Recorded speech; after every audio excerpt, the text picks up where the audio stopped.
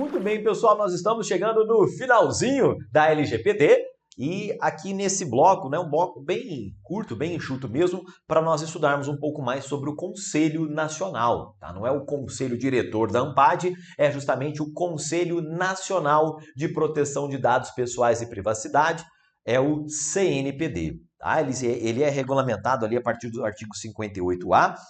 E esse assunto, nós vamos estudá-lo, né? Ele tem a sua importância em provas, tá? Não tão grande como a NPD, a fiscalização, né? Que são assuntos que comentávamos há pouco. Então, nós vamos estudá-lo aqui por meio de alguns diagramas que nós elaboramos. Tá? Então, em relação ao Conselho Nacional de Proteção de Dados, percebam, ele possui 23 representantes, tá? Não são 5 diretores do conselho de direção, tá? Lá são 5, aqui são 23 representantes, tanto titulares como suplentes. Estes também são designados pelo presidente da República, tá? A lei não prevê aquela aprovação pelo Senado para estes aqui, tá legal? E aí nós vamos ver que entre esses 23 representantes, a participação é bastante, vamos dizer assim, a construção participativa, tá, da formação desses representantes do Conselho, tá, havendo representantes governamentais, tá, isso aqui é importante, havendo representantes governamentais e representantes não governamentais.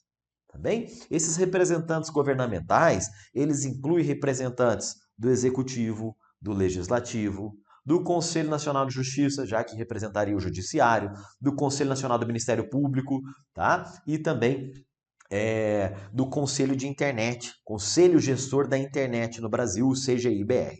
Tá bem? Esses representantes governamentais, eles são indicados pelos titulares de cada órgão. Né? Então, o CNJ, né, é que vai eleger ali seus representantes para o Conselho Nacional. Tá? Então, cada órgão vai ter essa autonomia para indicar o seu próprio representante. Agora, os representantes não governamentais simplesmente são indicados na forma de um regulamento. Tá? A lei não chega a detalhar como que se dá essa escolha.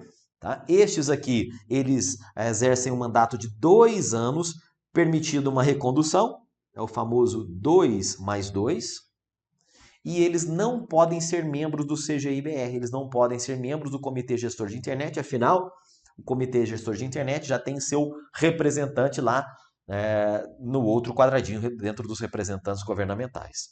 Tá?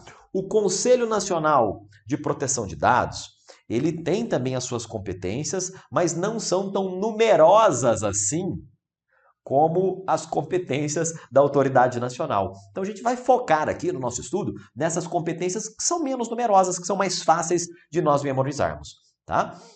Olha só, o Conselho Nacional, ele quem vai propor diretrizes estratégicas e fornecer subsídios para a elaboração da política nacional e para a própria atuação da ANPAD.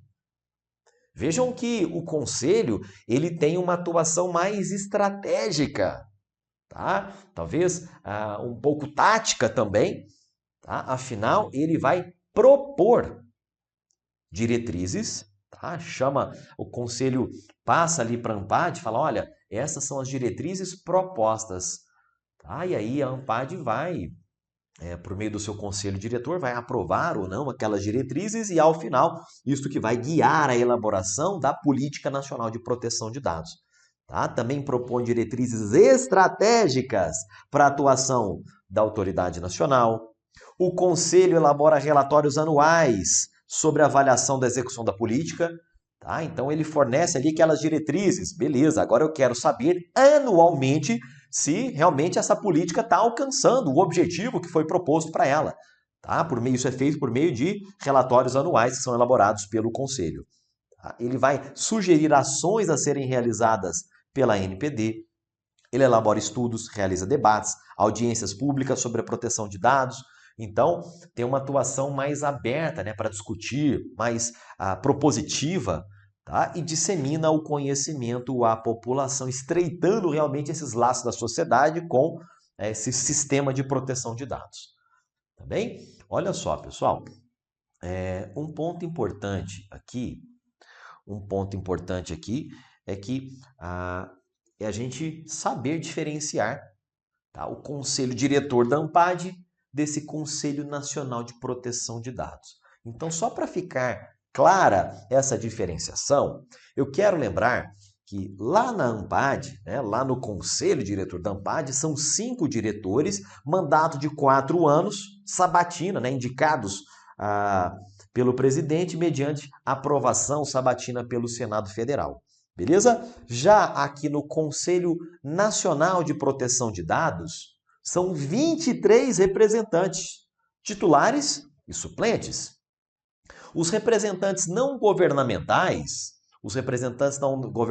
eles têm um mandato de 2 anos, permitida uma recondução.